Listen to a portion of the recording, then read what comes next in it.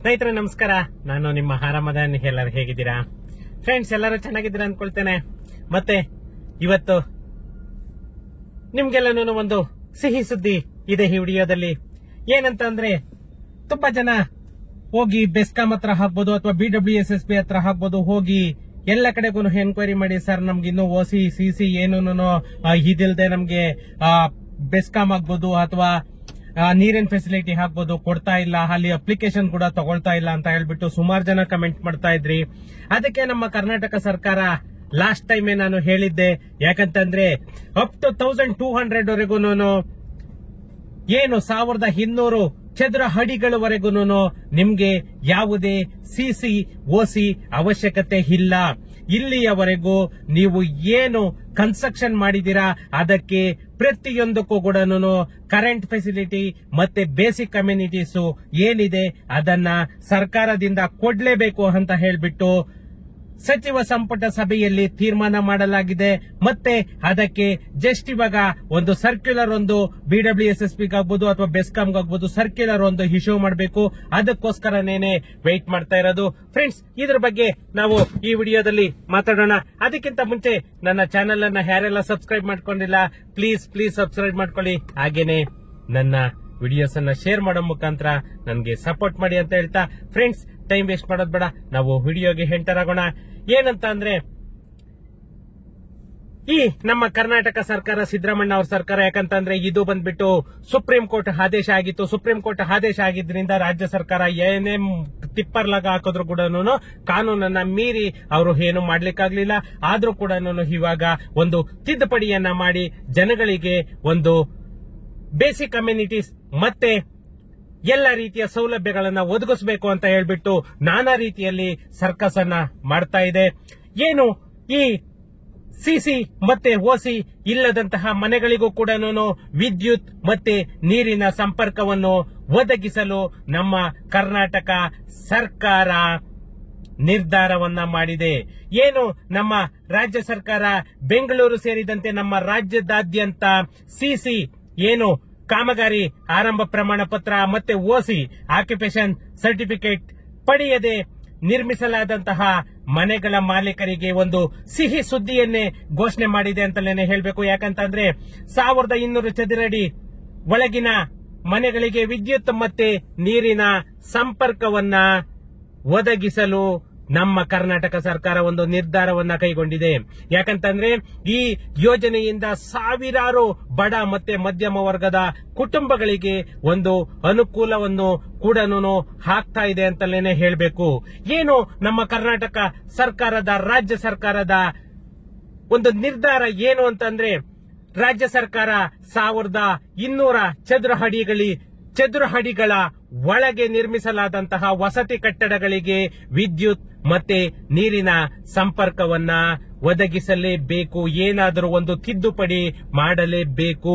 ಮತ್ತೆ ಅದಕ್ಕಿಂತ ಹೆಚ್ಚಿನ ಡೈಮೆನ್ಷನ್ಸ್ ಏನ್ ಬರುತ್ತೆ, 30, 50, 40, 60 ಈ ತರ ಆ ಹೆಚ್ಚಿನ ಡೈಮೆನ್ಷನ್ಗೂ ಕೂಡ ನಾವು ಕಾನೂನಿನಲ್ಲಿ ಯಾವ ರೀತಿ ಏನ್ ಸುಪ್ರೀಂ ಕೋರ್ಟ್ ಆದೇಶ ಆಗಿದೆ, ಇವಾಗ ತಮಿಳುನಾಡು ಆಗ್ಬೋದು, ಕೇರಳ ಆಗ್ಬೋದು ಅಥವಾ ಆಂಧ್ರ ಆಗ್ಬೋದು, ಯಾಕೆ ಅಲ್ಲೆಲ್ಲನೂ ಈ CC OC ಮ್ಯಾಂಡೇಟರಿ ಮಾಡಿಲ್ಲ, ಅವರು ಯಾವ ತರ ಕಾನೂನನ್ನ ಒಂದು ಪಾಲನೆ ಮಾಡ್ತಾ ಇದ್ದಾರೆ, ಸುಪ್ರೀಂ ಕೋರ್ಟ್ ಆದೇಶನ ಅವರು ಧಿಕ್ಕರಿಸ್ತಾ ಇಲ್ವಾ ಅನ್ನೋದ್ರ ಬಗ್ಗೆನೇನೆ ನಮ್ಮ ಕರ್ನಾಟಕ ಸರ್ಕಾರ ಕಾನೂನು ತಜ್ಞರನ್ನ ಕೂಡ ಇವಾಗ ನೇಮಕ ಮಾಡಿ ಅವ್ರ ಹತ್ರ ಡಿಸ್ಕಷನ್ ಎಲ್ಲಾನು ಮಾಡ್ತಾ ಇದೆ. ಯಾಕಂತಂದ್ರೆ ಇವಾಗ ಏನು 1200 ಚದರಡಿ ವರೆಗೂ ಕೂಡ CC OC ಇಲ್ಲದೆ ಇರುವಂತಹ ಕಟ್ಟಡಗಳಿಗೆ ಎಲ್ಲಾ ರೀತಿಯ ಫೆಸಿಲಿಟಿ ಕೊಡ್ತೀವಿ ಅಂತ ಹೇಳಿದ್ರು. ಆದರೆ ಅದಕ್ಕಿಂತ ಮೇಲ್ಪಟ್ಟಂತಹ ಬಿಲ್ಡಿಂಗ್ಗಳಿಗೆ ಪರಿಹಾರ ಏನು ಅನ್ನೋದು ಒಂದು ಗೊಂದಲ ಆಗಿ ಇತ್ತು.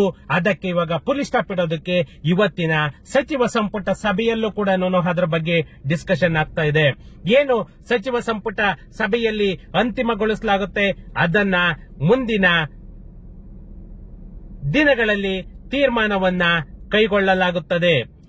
ಏನು ಈ ಸುಪ್ರೀಂ ಕೋರ್ಟ್ ಆದೇಶದಿಂದ ಆಗಿರುವಂತಹ ಅಡೆತಡೆಗಳಾಗಬಹುದು ಅಥವಾ ತಾಂತ್ರಿಕ ಅಂಶಗಳಾಗಬಹುದು, ಇದರ ಬಗ್ಗೆ ಕಾನೂನುಬದ್ಧವಾಗಿ ನಾವು ಯಾವ ರೀತಿ ಫೆಸಿಲಿಟೀಸ್ ಅನ್ನ ಕೊಡಬಹುದು ಅನ್ನೋದ್ರ ಬಗ್ಗೆನೇನೆ ಡಿಸ್ಕಷನ್ ಆಗ್ತಾ ಇದೆ. ಏನು ಈ 1200 ಚದರಡಿಗಿಂತ ದೊಡ್ಡ ಕಟ್ಟಡಗಳಿಗೆ ಯಾವ ರೀತಿ ನಾವು ಕೊಡಬೇಕು ಅಂತಂದ್ರೆ ಸರ್ಕಾರ ಒಂದು ಸುಗ್ರೀವಾಜ್ಞೆಯ ಮೂಲಕ ಸಂಪರ್ಕ ಸೌಲಭ್ಯಗಳನ್ನು ಒದಗಿಸುವ ಬಗ್ಗೆ ಒಂದು ಚಿಂತನೆಯನ್ನು ಕೂಡ ಮಾಡ್ತಾ ಇದೆ. ಏನು 1200 ಚದರಡಿಗಿಂತ ಮೇಲ್ಪಟ್ಟಂತಹ ಬಿಲ್ಡಿಂಗ್ಗಳು ಅಂದ್ರೆ 1200 ಸ್ಕ್ವೇರ್ ಫೀಟ್ ಗಿಂತ ಮೇಲ್ಪಟ್ಟಂತಹ ಬಿಲ್ಡಿಂಗ್ಗಳಿಗೆ ನಾವು ಅನುಮತಿ ನೀಡುವುದು ಕಾನೂನಿನ ಅಡೆತಡೆಗಳಿಗೆ ಒಳಪಟ್ಟಿರುತ್ತದೆ. ಯಾಕಂತಂದ್ರೆ ಇದು ಸುಪ್ರೀಂ ಕೋರ್ಟ್ ಆದೇಶ ಆಗಿ ಸ್ಟ್ರಿಕ್ಟ್ ಆಗಿ ಆದೇಶ ಆಗಿರೋದ್ರಿಂದ ಈ ವಿಷಯವನ್ನೇನೆ ಸಚಿವ ಸಂಪುಟ ಸಭೆಯಲ್ಲೂ ಕೂಡ ತೀರ್ಮಾನ ಮಾಡ್ತಾ ಇದ್ದಾರೆ. ಚರ್ಚೆ ಕೂಡ ಆಲ್ರೆಡಿ ಮುಗಿದಿದೆ. ಇನ್ನೇನು ತೀರ್ಮಾನ ಮಾತ್ರನೇನೆ ಆಗಬೇಕು. ಮತ್ತೆ ಏನು ಕಾನೂನು ತಜ್ಞರಿದ್ದಾರೆ ಅವರ ಹತ್ರ ಕೂಡ ಒಂದು ಮೀಟಿಂಗ್ ಅನ್ನ ಮಾಡಿ ಯಾವ ರೀತಿ ನಾವು ಕಾನೂನಾತ್ಮಕವಾಗಿ ಅಂದ್ರೆ ಸುಪ್ರೀಂ ಕೋರ್ಟ್ ಆದೇಶನ ಮೀರಬಾರದು, ಯಾವ ರೀತಿ ನಾವು ಅವರಿಗೆ ಫೆಸಿಲಿಟೀಸ್ ಅನ್ನ ಕೊಡಬಹುದು ಅನ್ನೋದ್ರ ಬಗ್ಗೆ ಕೂಡ ಕಾನೂನು ತಜ್ಞರನ್ನು ಕೂಡ ಮಾನ್ಯ ಮುಖ್ಯಮಂತ್ರಿಗಳಾಗ್ಬೋದು, ಡಿಸಿಎಂ ಅವರಾಗ್ಬೋದು ಸಂಪರ್ಕ ಮಾಡಿ ಅವ್ರ ಹತ್ರ ಡಿಸ್ಕಷನ್ ಕೂಡ ಮಾಡ್ತಾ ಇದ್ದಾರೆ.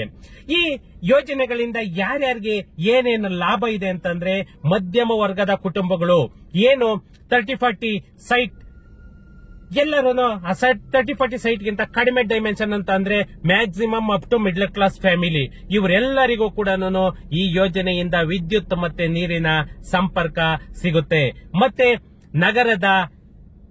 ನಗರ ಪ್ರದೇಶದ ನಿವಾಸಿಗಳು ಏನು ಬೆಂಗಳೂರು ಮತ್ತೆ ಇತರ ನಗರ ಪ್ರದೇಶಗಳಲ್ಲಿ ಸಿಸಿಒಸಿ ಇಲ್ಲದೆ ಮನೆ ಕಟ್ಟಿರುವವರಿಗೆ ಕೂಡ ಈ ಯೋಜನೆಯಿಂದ ಒಂದು ಲಾಭ ದೊರೆಯುತ್ತೆ. ಮತ್ತೆ ಕಾನೂನು ತೊಡಕುಗಳಿಂದ ಬಳಲ್ತಾ ಇದ್ದಾರೆ ಅವರಿಗೂ ಕೂಡ ಇದು ಒಂದು ಉಪಯೋಗ ಕೂಡ ಆಗ್ತಾ ಇದೆ. ಈ ಯೋಜನೆಯ ಮಹತ್ವ ಏನು ಅನ್ನೋದು ನೋಡೋದಾದ್ರೆ ಈ ನಿರ್ಧಾರ ನಮ್ಮ ರಾಜ್ಯದಲ್ಲಿ ವಸತಿ ಕ್ಷೇತ್ರದಲ್ಲಿ ಒಂದು ದೊಡ್ಡ ಬದಲಾವಣೆ ಅಂತಲೇನೆ ಹೇಳ್ಬೇಕು. ಯಾಕಂತಂದ್ರೆ ಸಾಮಾನ್ಯವಾಗಿ ಸಿಸಿ ಮತ್ತೆ ಓಸಿ ಪಡೆಯದೆ ಮನೆಗಳಿಗೆ ಏನು ವಿದ್ಯುತ್ ಮತ್ತೆ ನೀರಿನ ಸಂಪರ್ಕವನ್ನ ನಿರಾಕರಿಸಲಾಗಿತ್ತು. ಅಂದ್ರೆ ಇಲ್ಲಿವರೆಗೂ ಏನು ಬೆಸ್ಕಾಂ ಆಗ್ಬೋದು, ಬಿಡಬ್ಲ್ಯೂಎಸ್ಎಸ್ಬಿ ಆಗ್ಬೋದು ಅಥವಾ ಮುನ್ಸಿಪಲ್ ಲಿಮಿಟ್ ಅಲ್ಲಿ ಆಗ್ಬೋದು ಎಲ್ಲ ಬೇಸಿಕ್ ಕಮ್ಯುನಿಟೀಸ್ ಅನ್ನ ಬಂದ್ ಮಾಡಿತ್ತು. ಈ ಎಲ್ಲಾ ಮೂಲಭೂತ ಸೌಕರ್ಯಗಳು ಕೂಡ ಈ ಹೊಸ ಯೋಜನೆಯಿಂದ ಶಾಶ್ವತ ಪರಿಹಾರ ಅನ್ನೋದು ಕೂಡ ಸಿಗ್ತಾ ಇದೆ. ಒಂದು ನಗರದ ನಿವಾಸಿಗಳಾಗ್ಬೋದು ಅಥವಾ ಗ್ರಾಮೀಣ ನಿವಾಸಿಗಳಾಗ್ಬೋದು ಎಲ್ಲರಿಗೂ ಕೂಡ ಈ ಯೋಜನೆಯಿಂದ ಹೆಚ್ಚಿನ ಲಾಭ ಕೂಡ ಆಗ್ತಾ ಇದೆ.